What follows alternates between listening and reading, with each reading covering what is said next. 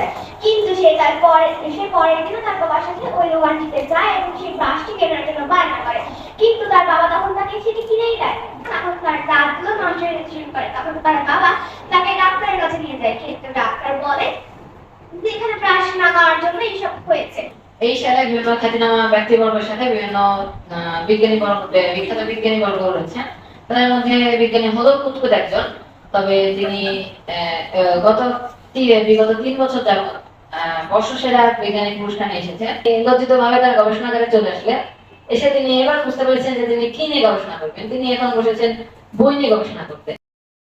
আমার মা সারা জীবনে বলে এসেছে, আত্মীয় যখন বাসায় আসবে তখন তুই কাঁচা প্লেটে ভাত খাস।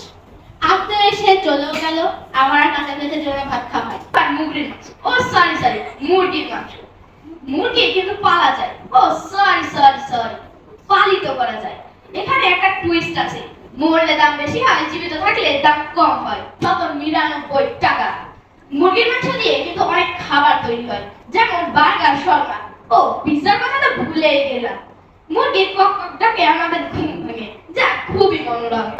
বোন আছে, তখন আমি যদি নাচ করতাম তখন সেও নাচ করতো, আমি যদি গান গাইতাম তখন সেও গান গাইতো। সেটা দেখে মনে হতো আমার একটি জন্মজ বোন আছে যে আমার সাথে সাথে সবকিছু করে। ধন্যবাদ। সে ছাতা বন্ধ করলো না, স্কুলে গিয়ে দেখলো যে তাদের ক্লাস টিচার, কিন্তু সে তখন যার নাম ছিল চিরুনি আলী। সে চিরুনি যেমন 32টা দাঁত থাকে, তারও তেমনই 32টা দাঁত ছিল। এবং এই চিরুনি শুধু কিন্তু চুল আঁচড়ানোর জন্য নয়, চিরুনি যারা অতিরিক্ত রোগা তাদেরকে কিন্তু ডাকা হয় চিরুনি বলে। কিছু প্রিয় বন্ধুরা আছে, তাদের সাথে আমি হোয়াটসঅ্যাপে বিভিন্ন ধরনের মজাদার চ্যাট করি। তার মধ্যে অন্যতম হচ্ছে ইউটিউবের শর্ট ভিডিওগুলো, যেগুলো হচ্ছে বিশাল ভিডিও সাউন্ড এবং বিশাল অ্যাটিটিউড।